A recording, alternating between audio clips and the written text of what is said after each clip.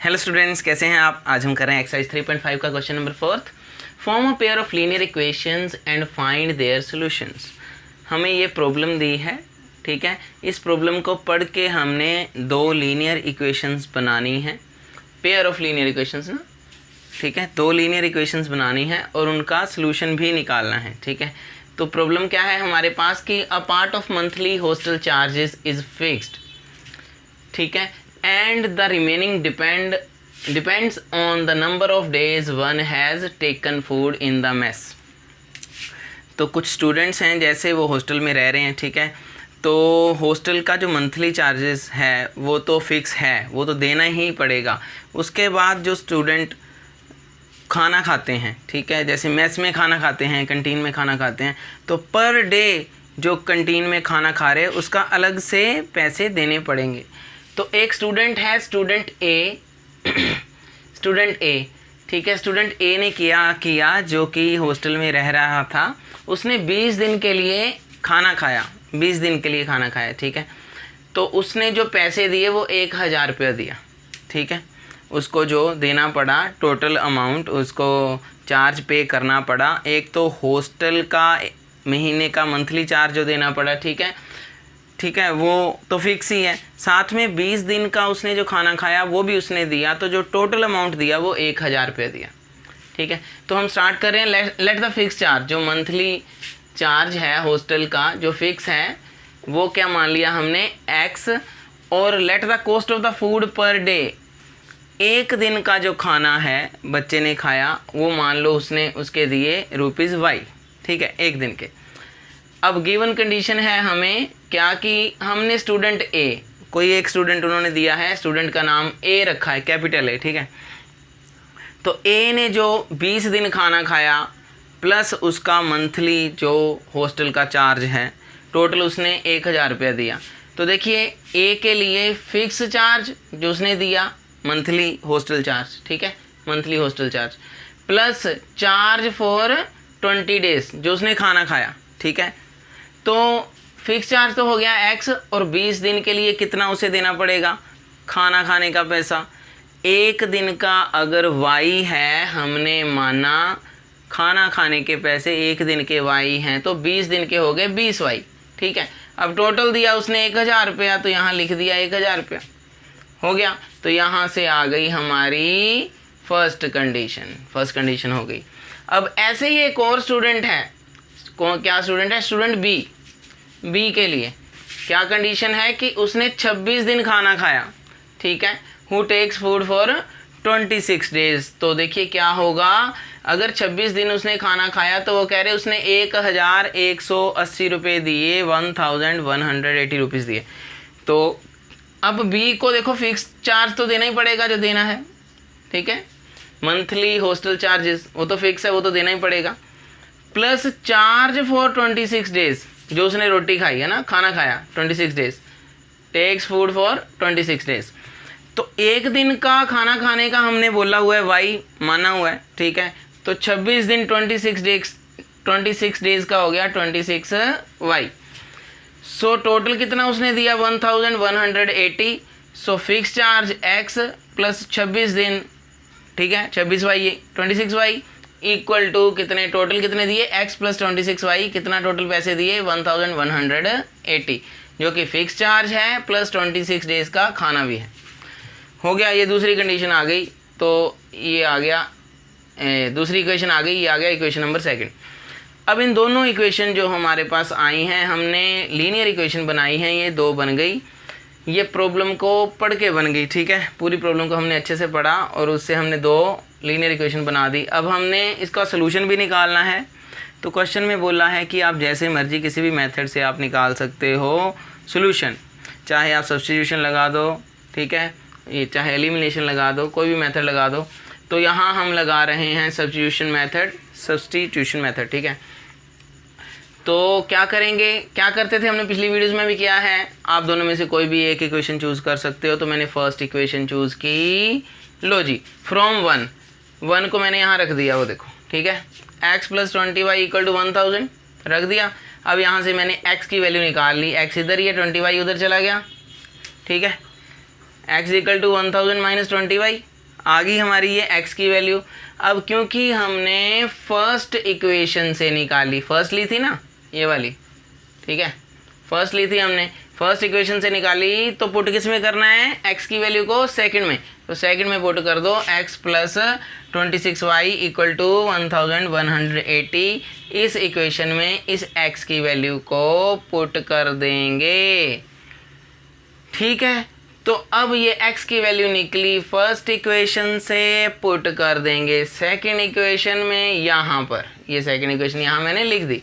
चलिए करें put, 1000 x की जगह 1000 माइनस 20y, ठीक है, ये लिख दिया x की जगह। अब ये प्लस ऐसे ही और ये 26y ऐसे ही इधर,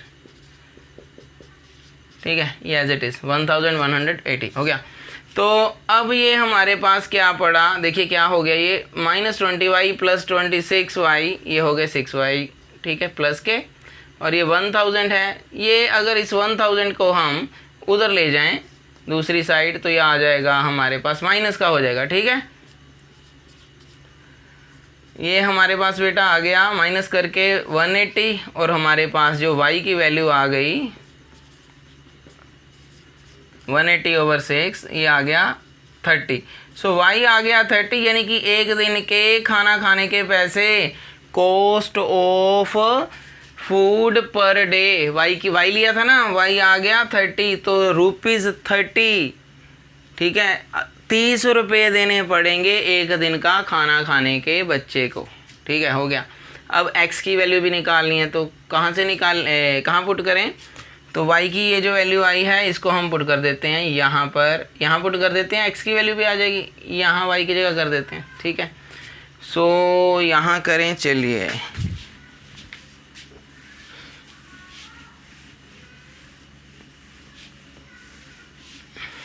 सो put y is equal to 30 in 3, third equation मान लेते हैं इसको, ठीक है, ये है थर्ड इक्वेशन, यहाँ पुट कर देते हैं। सो ये आ गया x equal to 1000 minus 20y, ठीक है, y की जगह मैं पुट कर रहा हूँ, वैल्यू आई थी हमारी 30, so x is equal to 1000 minus 20 into ये 30, तो ये क्या आ गया, x equal to 1000 minus 600। So x की वैल्यू हमारी आ रही है, x की वैल्यू हमारी आ रही है 400। तो x क्या था बच्चे, क्या था x लिया था हमने फिक्स चार्ज था, जो मंथली हॉस्टल चार्जेस। सो मंथली हॉस्टल चार्जेस कितने आ गए हमारे 400, ये तो देना ही पड़ेगा उसको, ये फिक्स्ड था, ठीक है। मंथली हॉस्टल चार्जेस आ गया 400, और कॉस्ट ऑफ फूड है ना, खाना खाने के पैसे एक दिन के पर डे कितने आ गए, ₹30, ठीक है। तो ये आ गया हमारा आंसर। तो अब करते हैं क्वेश्चन 4 का नेक्स्ट पार्ट। स्टूडेंट्स अब हम कर रहे हैं क्वेश्चन नंबर 4 का सेकंड पार्ट। देखिए ये हमें प्रॉब्लम दी है, a fraction becomes 1/3 when 1 is subtracted from the numerator and it becomes 1/4 when 8 is added to its denominator, find the fraction. तो सबसे पहले हम फ्रैक्शन ले लेते हैं। मान लीजिए फ्रैक्शन क्या है, x/y, ठीक है। न्यूमरेटर ले लिया हमने x, डिनोमिनेटर ले लिया y, फ्रैक्शन हो गया x/y। So by the given conditions, क्या क्या कंडीशन दी है, पहले उन्होंने कहा है कि जो फ्रैक्शन है बिकम्स 1/3, जो x/y है, ठीक है, ये फ्रैक्शन है, ये 1/3 बन जाएगा when 1 is subtracted from the numerator. अगर आप न्यूमरेटर मतलब x है ना, अगर आप x में से 1 को माइनस कर दोगे, डिनोमिनेटर के लिए कुछ नहीं कहा, y रहने दो। अगर आप x में से, फ्रैक्शन है ना x/y, अगर आप x में से 1 को माइनस कर दो, तो आपका जो बन जाएगा फ्रैक्शन, ठीक है। अब फ्रैक्शन बिकम्स क्या बन जाएगा, 1/3 बन जाएगा। तो पहली कंडीशन ये है। अब क्या करेंगे हम, फर्स्ट कंडीशन में ये आगे तो क्रॉस मल्टीप्लाई हम कर रहे हैं, ठीक है। 3 को मल्टीप्लाई कर दो, ये x-1 से इक्वल टू है ना, बीच में क्रॉस मल्टीप्लाई कर रहे हैं, इसको इससे, ठीक है। सो y × 1, ये क्या आ गया, 3x - 3 equal to y। So y को उधर ले जाएं, इसको इधर ले आएँ, ठीक है। सो ये क्या आ गया हमारे पास, 3x ओहो 3x minus Y equal to 3। तो हमारे पास ये आ गई हमारी फर्स्ट इक्वेशन। ठीक है, ये फर्स्ट कंडीशन थी। एंड यहाँ से शुरू हुई सेकंड कंडीशन उनकी, इट बिकम्स 1/4। क्या? फ्रैक्शन। जो फ्रैक्शन है आपका ये 1/4 बन जाएगा। ठीक है, सेकंड केस शुरू हो गया कि 1/4 बन जाएगा आपका फ्रैक्शन अगर आप y में से y को when 8 is added to the denominator, जब आप y में 8 ऐड कर दोगे, x में कुछ नहीं, न्यूमिनेटर में कुछ नहीं, जब आप y में 8 ऐड कर दोगे, x एज इट इज़ रखोगे, तो जो आपका फ्रैक्शन बनेगा इक्वल टू वो 1/4 हो जाएगा। तो हमने जो वो कह रहे हैं वो हमने लिख दिया कि डिनोमिनेटर में 8 ऐड कर दिया, न्यूमिनेटर को नहीं कुछ किया, उन्होंने बोला ही नहीं था, उन्होंने सिर्फ बोला है 8 is added to its denominator. ठीक है, तो चलो ये आ गई सेकंड हमारी कंडीशन। तो अब इसको हम फिर करते हैं ये क्रॉस मल्टीप्लाई। ठीक है, x को 4 से और x को 4 से, ठीक है, 4 into x equal to cross multiply, हाँ, और y प्लस 8 को 1 से, तो ये तो 4x y plus 8 as it is ही रह जाएगा, 1 से मल्टीप्लाई है ना। सो y उधर ले जाएं, आ गया 4x minus Y equal to 8। तो ये हमारी जो आ गई, ये आ गई सेकेंड इक्वेशन। ठीक है, तो देखिए हमें x और y निकालना है। इसको आप चाहे सब्स्टिट्यूशन मेथड से करें, एलिमिनेशन मेथड से, या किसी मेथड से। तो मुझे नज़र आ रहा है कि एलिमिनेशन मेथड में हम बोलते थे ना कि या y सेम कर लो कोफिशिएंट्स, या x के सेम कर लो। तो यहाँ ऑलरेडी y के कोफिशिएंट क्या हैं, देखिए ये 1y है और ये भी 1y है, सेम ही है। तो यहाँ एलिमिनेशन मेथड लग सकता है। तो क्या करेंगे, सब्ट्रैक्ट 2 फ्रॉम 1, देखिए है ना, सब्ट्रैक्टिंग सेकेंड फ्रॉम फर्स्ट। ठीक है, करेंगे तो कैसे करते थे हम, इसको माइनस करना है उसमें से, तो लेफ्ट माइनस लेफ्ट कर चुके हैं ना पहले भी एलिमिनेशन मेथड। तो लेफ्ट माइनस लेफ्ट, देखिए क्या कर रहे हैं फिर, 3x माइनस वाई यानी कि 1y माइनस, हाँ किसको, लेफ्ट माइनस लेफ्ट, हाँ 4x minus 1y equal to right minus right, so 3 minus 8। देखिए आप ये भी कर सकते हो कि सब्ट्रैक्टिंग 1 फ्रॉम 2, या क्या, ठीक है, वो भी आंसर सेम ही आएगा। मैंने किया है सब्ट्रैक्टिंग 2 फ्रॉम 1, आप जैसे मर्जी करो, ठीक है, लेकिन लेफ़्ट को लेफ़्ट से ही माइनस करना और राइट को राइट से ही। अब ये चूज़ किया मैंने, तो लेफ़्ट माइनस लेफ़्ट ये पहले लेना है, ये बाद में, तो इसका भी ये पहले ही लेना है, राइट माइनस राइट। ठीक है, तो अब देखेंगे हमारा आ जाएगा 3x माइनस 1y, हाँ, minus 4x plus 1y equal to minus 5। So ये कट जाएगा। मेन मकसद हमारा क्या होता था एलिमिनेशन मेथड में कि एक कटेगा, या फिर x या तो y। तो यहाँ 1y ऑलरेडी है, मुझे पता है, मैं माइनस करूँगा तो ये बन जाएगा प्लस का और ये कट जाएगा। अब रह गए सिर्फ x के, तो 3x माइनस 4x यानी कि minus 1x equal to minus 5। तो हमारे पास x की वैल्यू आ गई, x की वैल्यू आ गई 5। ठीक है, सो x था हमारा ये न्यूमिरेटर। अब y कैसे निकलेगा, इसको कहीं भी पुट कर लो, x को फर्स्ट में या सेकंड में। सो मैं फर्स्ट में पुट कर देता हूँ। ठीक है, पुट द वैल्यू ऑफ, तो यहाँ कर रहे हैं put x equal to 5 in 1 ये आया था ना हमारा, 3x minus 1y equal to 3। So x equal to 5 है, यहाँ पर पुट कर दें 15 minus 1y equal to 3, y उधर 3 इधर, 15 minus 3 equal to 1y that is 12।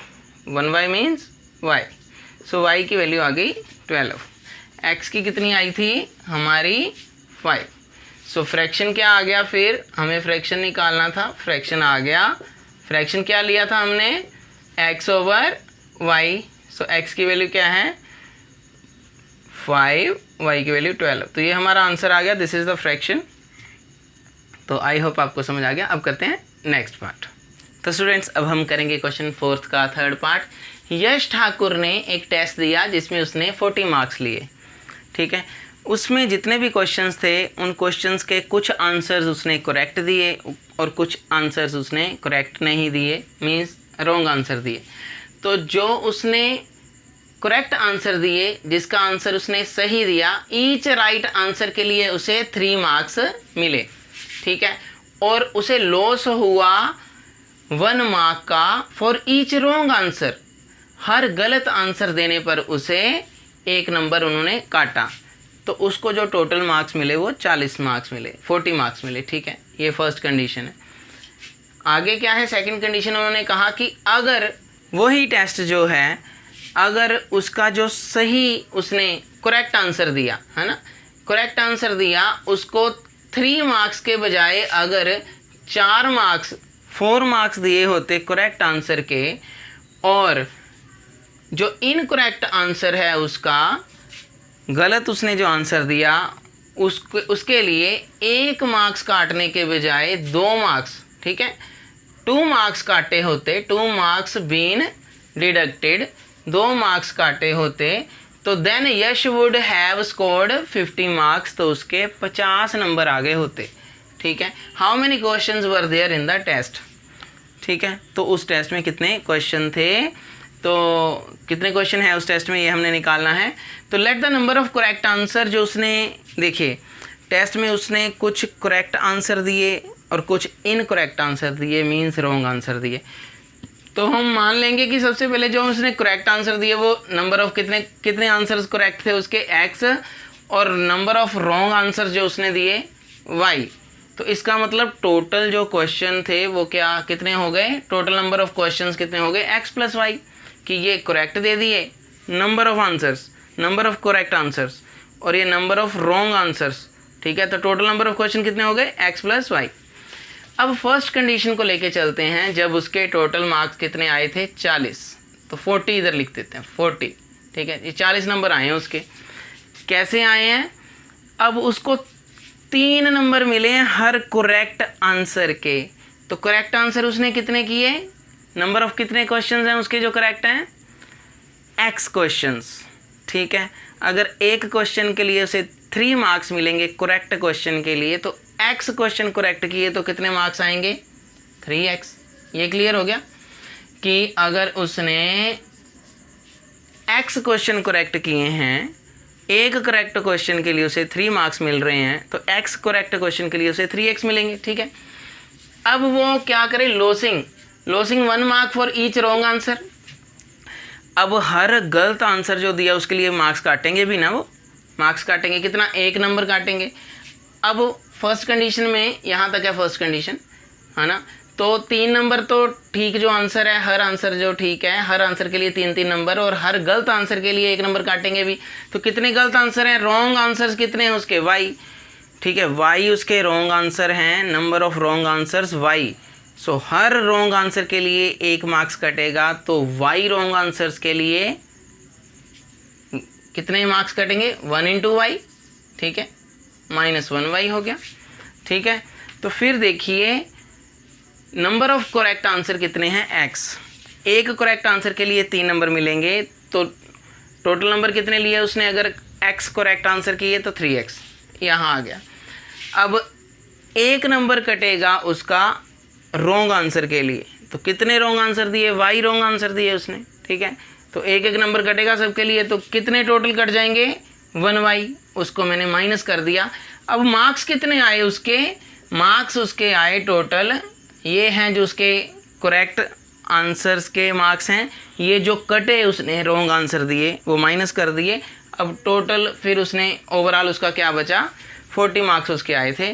तो ये हमारी आ गई फर्स्ट कंडीशन, ठीक है। उसके बाद क्या हुआ कि सेकंड कंडीशन है हमारे पास कि अगर उसको 4 मार्क मिलें ईच करेक्ट आंसर के लिए। अब कितने करेक्ट आंसर दिए उसने, x, ठीक है। अब हर करेक्ट आंसर के लिए अगर उसे 4 मार्क मिलेगा तो x करेक्ट आंसर के लिए उसे 4x मिलेंगे, ठीक है, हो गया। अब अगर हर गलत इनकरेक्ट आंसर के लिए उसके 2 मार्क्स कटेंगे, हर रॉन्ग आंसर के लिए उसके 2 मार्क्स कटेंगे, तो y रॉन्ग आंसर है उसके, ठीक है। नंबर ऑफ रॉन्ग आंसर्स कितने हैं, y, तो कितने मार्क्स उसके कट जाएंगे, 2 × y यानी कि 2y, ठीक है। ये उसके कट गए, डिडक्ट हो गए, इक्वल टू, अब आएंगे कितने उसके 50 मार्क्स उसके आते, वो कह रहे हैं अगर 4 नंबर उसे करेक्ट आंसर के मिलते और 2 मार्क्स उसके रॉन्ग आंसर के कट जाते तो उसको 50 मार्क्स आते। तो ये दूसरी उसकी कंडीशन ये आ गई, ये नंबर 2 डाल दिया, ठीक है। अब क्या करेंगे, अब इनको हम लगा सकते हैं। देखिए सब्स्टिट्यूशन मेथड अगर हम लगाएं तो फ्रॉम 1 मैंने फर्स्ट ये ले ली 3x - 1y = 40, y को इधर ले जाऊँ 40 को उधर, सो 3x - 40 = 1y यानी कि y, तो y की वैल्यू आ गई। देखिए ये जो y की वैल्यू आई है ये फर्स्ट इक्वेशन से आई है, ठीक है, फ्रॉम 1, ठीक है। अब फर्स्ट से आई है तो पुट किस में करना है, 2 में, तो मैं पुट कर रहा हूँ पुट y = 3x - 40 इन 2, ठीक है, 2 में पुट कर रहे हैं। अब 2 को मैंने यहाँ पे लिख दिया है, ये देखिए 4x - 2y = 50 यहाँ लिख दिया, और ये y की जगह y की वैल्यू पुट कर दी, ये जो आई 3x - 40, ठीक है, पुट कर दिया। अब यहाँ से मैं निकाल लूँगा